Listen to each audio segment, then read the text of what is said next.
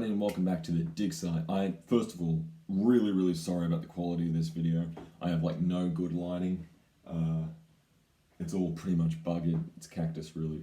It's nighttime here. It's about 1:30 a.m. in the morning, and I just saw this video and I just had to watch it because, well, actually I haven't seen it, but I saw it in my feed. It's Coyote Peterson, Jurassic World Explorers, world's biggest T-Rex. Jurassic World. So I figured I'd check this out. I really don't like doing this stuff. Reactions I really don't like them because I'm happy to react to like trailers and that one strand of hair up there. Trailers and stuff like that because it's not an individual's work. It's a company. But this guy, although this is on the Jurassic World website. YouTube channel. So yeah, I figured I'd go over it. I don't know how long this video is. Oh, it's 12 minutes. Okay, that's alright, I don't want it to be too long. Alright, and I'm going to play it in 1, 2, 3, or 3, 2, or whatever. The Jurassic World franchise has brought to life some of the most iconic dinosaur species of all time. And I'm sure that we all have our favorites. Right. Perhaps yours is the giant, yet gentle Brachiosaurus. And how its first appearance on screen... Honestly, Jurassic World had incredible effects. Very accurate movie. It gets way too much flack. It's really good.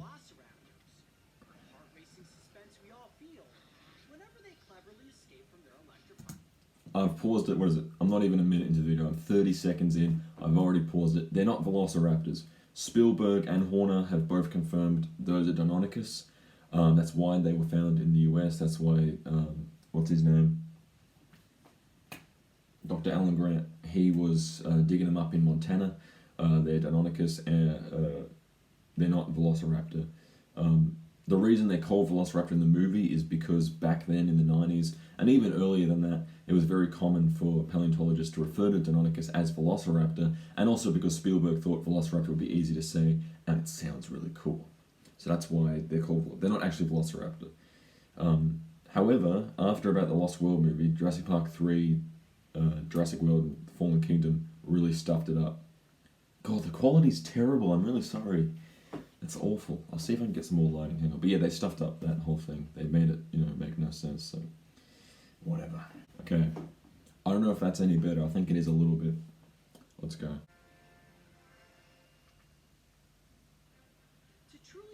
Deinonychus, by the looks of it. You must simply put yourself in the presence of one skeleton. Perhaps the best place in the nation to do just there it is.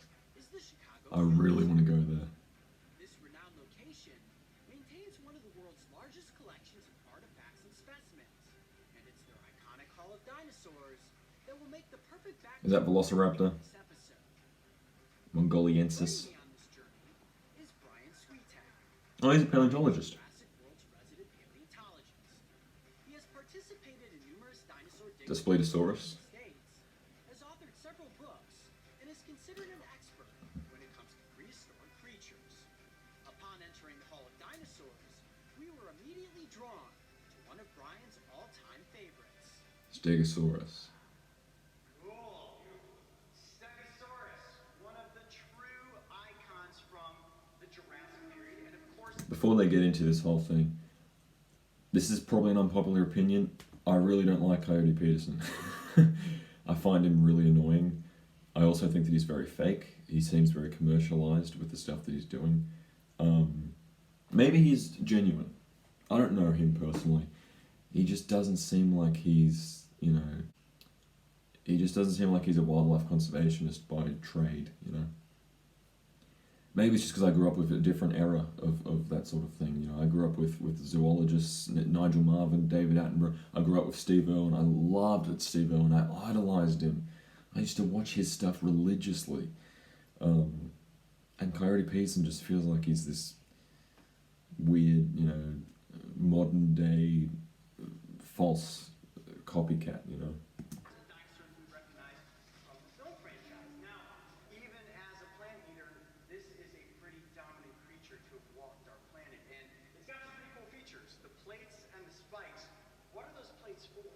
This will be interesting. So when it was first found, I thought those plates laid flat over its back. That's why Stegosaurus leaves. Roof lizard. They've done better specimens. Those plates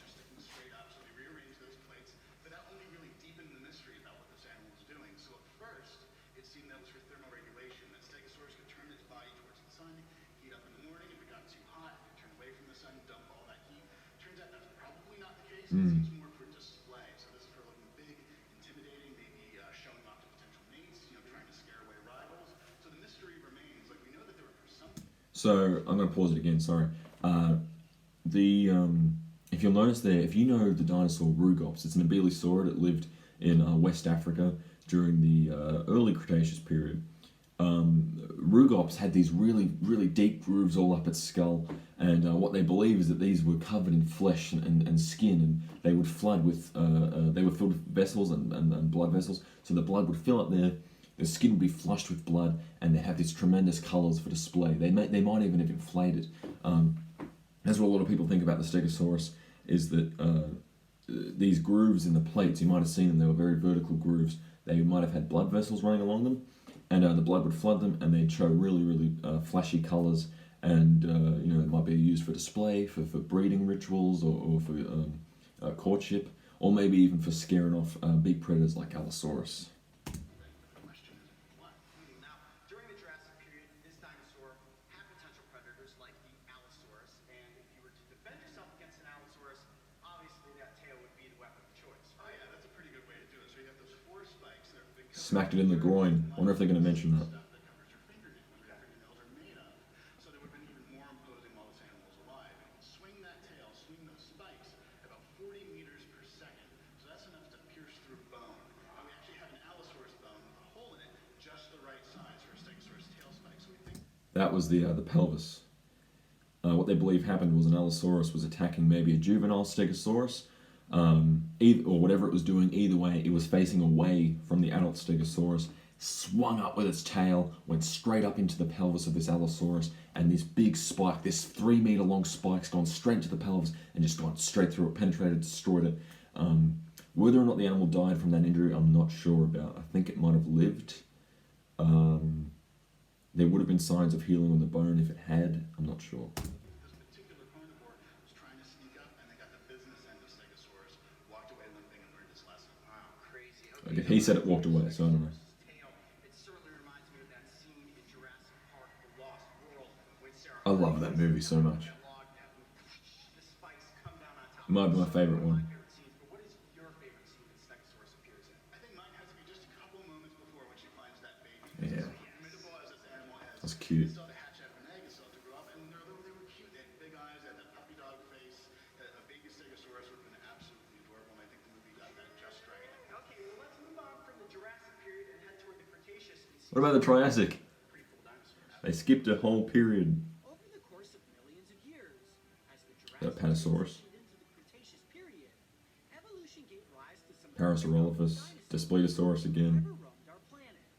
And one of them Triceratops. certainly needs no new introduction. Yeah. Triceratops. Certainly one of my favorites, and without question, one of the most recognizable dinosaurs throughout history, and of course, Can I say something really quickly? Why is he dressed like that? I don't want to be looking for things. Maybe it's his get-up. Maybe this is a kid's show. I think it might be a kid's show. I know he gets bitten by insects all the time, which is just so stupid. You idiot.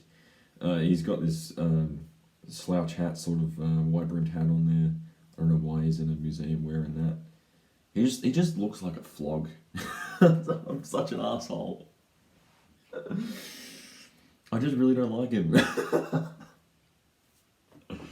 Yeah, I'm not a fan of Coyote Peterson whatsoever. the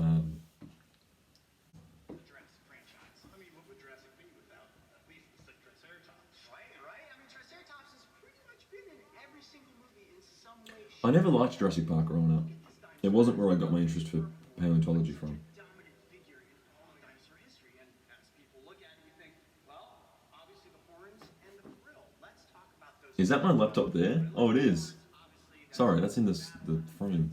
I'll just leave it. but the frill is the one that I think probably has the most question. Absolutely, and there's been a lot of ideas about what that frill is for, and it seems to be related to combat, which you just brought up. So these dinosaurs, rather than fighting other species of dinosaurs, They fight each other. fighting each other. Well, when we walked up to the skeleton, we looked at it and said, wow, like such an iconic dinosaur. I'm going to say it now. I highly doubt Triceratops used its horns to fight Tyrannosaurus Rex. It seems like a very dangerous thing to do. You have to remember, this isn't a movie. This is real life, okay? Animals want to avoid a risk of injury as much as possible. In this case, for a Triceratops to charge at a fully grown T-Rex, and trying to ram into it is a terrible idea. T-Rex was much taller than Triceratops. It had that height advantage.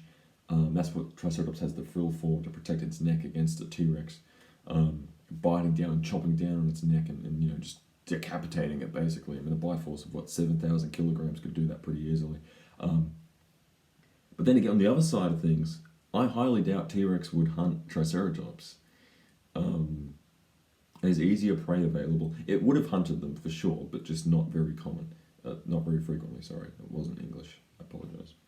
The entire film franchise, and certainly for me, the first moment when Grant and Sattler, Tim and Lex, Dr. Malcolm, they all walk up and see the sick Triceratops, and Grant lays down on top of it. I just absolutely I love that scene. the first moment where human contacted dinosaur. I think it's a moment none of us will ever forget.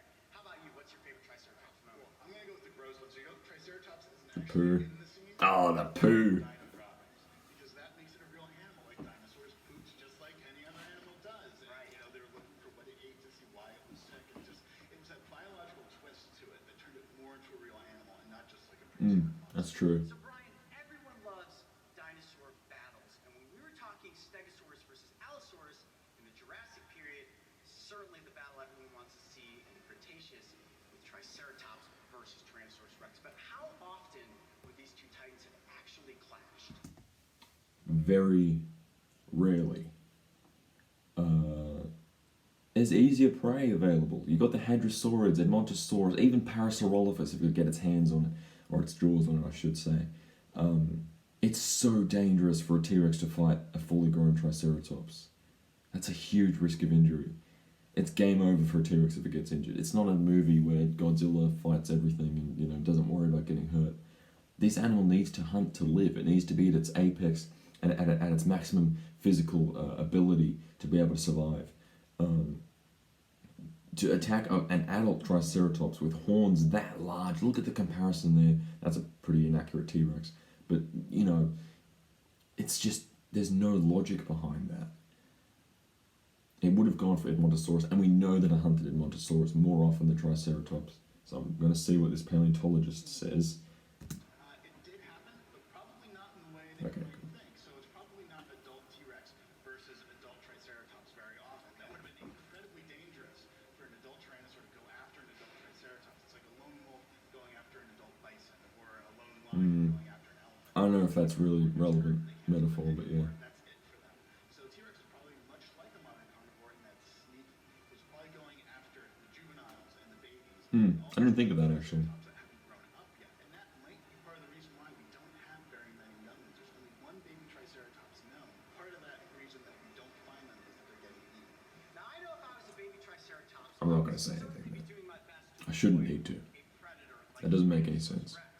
Which is probably a good point for us to transition into Sir, what the audience has sir, Are you ready? sir. Here we go. This was the moment we've both been waiting for. The chance to see the world's biggest, best preserved, and most complete T-Rex skeleton before its new exhibit officially opened to the public. Yes, there she is. Look at how fat she is. Just a big tank of an animal. The largest Tyrannosaurus Rex skeleton ever unearthed. How about that? 40 feet long. Just a monster. Here's what I think we should do, Brian. Let's start at the Monster. tail and move our way towards the skull. Talk about the head. In total, Sue measures 40 feet in length. It stands 13 feet tall. jaw. The hips. To walk alongside this skeleton is absolutely breathtaking. And it really I want to go there so much. just how big a predator like Tyrannosaurus Rex truly was. Wow. Look at the size of this tail. It is absolutely massive. So big, it barely fits in the room. Right, so Sue's about 40 feet long. They've moved her. She used to be in a big hall. They moved her. Seesaw, just with teeth at one end. Okay, so basically for balance. That's right, counterbalancing all that neat stuff on the other end of the animal. Okay, so tail. Big fat tail. For balance, but then we get into the feet. Guys, look at these feet. Absolutely massive. Can you imagine getting stomped on by a T-Rex? I'd rather not. Is T-Rex really capable of moving 32 miles an hour? No. Not quite, I'd say 12 to 25. But when you consider how fast humans can run, that's still far more than needed to outpace us. Okay, now certainly the Tyrannosaurus Rex. Problem with T-Rex running is that if it fell over, it would die because its own mass would kill it. Its own weight, its own body weight, it would crush. Its organs would be crushed by its own body weight. Yeah, it couldn't really move very quickly. But I mean, it couldn't even really run. Just by its sheer size, if it just walked at a rapid pace, it could easily outrun a human being going at full speed. That's how big this thing is. It's mental. Played such a crucial role throughout all the Jurassic films. Just being able to add suspense, like in Jurassic Park when the T-Rex walks into the scene and that foot swishes down into the mud. Of course, in the Lost World, when Yeah, I was gonna say. stomped on and gets stuck in the foot, that was pretty crazy. And then, of course, in Fallen Kingdom, I love that moment with Carnotaurus when it pinned it down and inflicted that down. Exactly, aside from walking, that's what these feet are good for. Think about birds today, how they use The their talons. very much the same thing. You pick down with that foot, and then you put the jaws to work. Right. Sue is around 90% complete, containing 220. When Sue was found, her skull was completely crushed during the fossilization process. It had been smashed, like broken in half. So they had to basically recreate her whole skull, which is why it looks a little bit weird. It's like it bends a bit. I've always thought that it looked a bit strange. Maybe it's just me, but yeah, to me it looks a bit weird. How it sort of bends at the snout along the mid of the maxilla. It just sort of bends along the nasal bones there. 4 of the 321 known bones in a T-Rex skeleton, including the furculum, or wishbone, and the gastralia, which is a set of rib-like bones that are believed to have helped Sue breathe. Let's see what it's like to look down the snout of Tyrannosaurus Rex. Look at that skull. It looks really dead on because T-Rex, one of the neat things about this skull, binocular vision. This was a dinosaur who could look directly at you, not from the side, stare straight down. Right. Now, what about the theory of visual acuity being based on movement? So that was based upon frogs. If you sneak up on the frog, as I'm sure you're familiar with, Sure. they don't see you because they can't see behind them. Right. So because they use frog DNA in the films, that got transposed over to T-Rex. So if you were back in the Cretaceous period, 68 million years ago, just walking through the woods, having a nice time, they would see you. So- And if you went stock still, they'd still see you and smell you as well. Okay, so that's They the would. smell that Their was- senses were So acute. much suspense in Jurassic Park when the T-Rex Blows comes him. and Dr. Grant's hat blows Look it off off. of his head. So the T-Rex really would have been able to smell you in that Oh, moment. absolutely. That was T-Rex deciding not to have a snack. I see. Well, I guess it worked out pretty well for the film. But when you look at Sue, You see, the way I see Coyote Peterson is he's like a TV presenter. I was got a Discord message, but he's like an interviewer. If it was me there, I'd be going crazy. I'd be going, oh, this is what this did. This is what that was for. Look at how the ribs disperse like this. That's what it's just such a missed opportunity to go mental in a museum like that. I'm going there one day, 100%. I'll film it too. Chicago Field Museum is my home away from home. the structure of this skull, it's massive. And you can see how a human could easily fit right into the mouth of this dinosaur.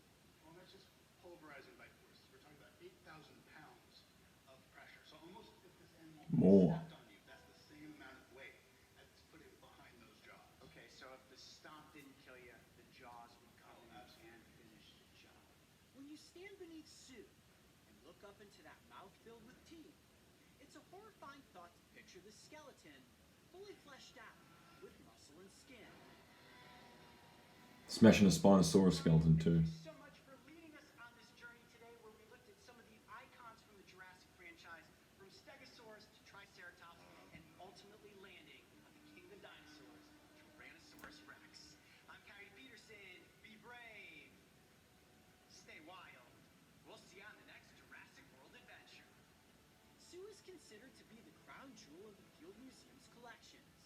And for myself, Brian, and the Jurassic World Explorers, it was an honor to visit this exhibit for its opening. Look at those teeth. Now our incredible pleasure. The thing about T-Rex's teeth is they were really thick, really strong, robust teeth. They were actually pretty blunt. They weren't very sharp. They were designed to coincide with that jaw, the jaw muscles, the bite force. So if it had sharp teeth and thin teeth like carnosaurs like Allosaurus and Giganotosaurus, if it bit down with that much force, those teeth would break. They wouldn't be able to function properly and help the animal survive and eat and hunt.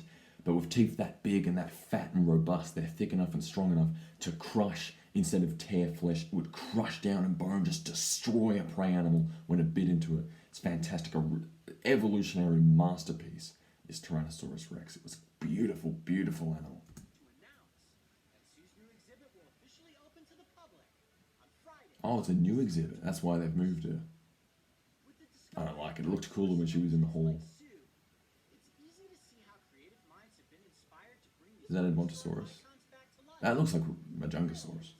Like Or Majungaphilus, whatever you want to call it. If you love the Jurassic franchise as much as we do, then make sure to go back and watch the films from Universal Home Entertainment that sparked an adventure 65 million years in the making. Alright, that's the end of the video. Yeah, that was Jurassic World Explorer's World's Biggest T-Rex. I don't want to talk more about Coyote Peterson because I've already said, I think, what I wanted to say. Obviously, he was being influenced by a sponsorship in this video, but even then, you know, still, that hair, that one piece of hair up there, I don't even care. Hair's hair. Who gives a shit? I've got to stop swearing, sorry. I'm Australian, I can't help it. Yeah, I think that's that. I've said all I wanted to say about the Velociraptors and the Deinonychus and about Sue. Yeah, thank you guys for watching. If you did enjoy this, leave a like and subscribe. If you didn't, sorry. I know that reaction videos aren't for everyone. I don't really like doing them. But yeah, this was on the Jurassic World YouTube channel. It wasn't Coyote Peterson's YouTube channel. So go check out Jurassic World YouTube channel. Because I need to get notified for these guys. Because I want to get trailers and stuff when Jurassic World 3 starts coming out. I think, is that next year or at the end of this year? I think it might be next year. But yeah, thank you guys for watching. And I'll see you all later. Cheers.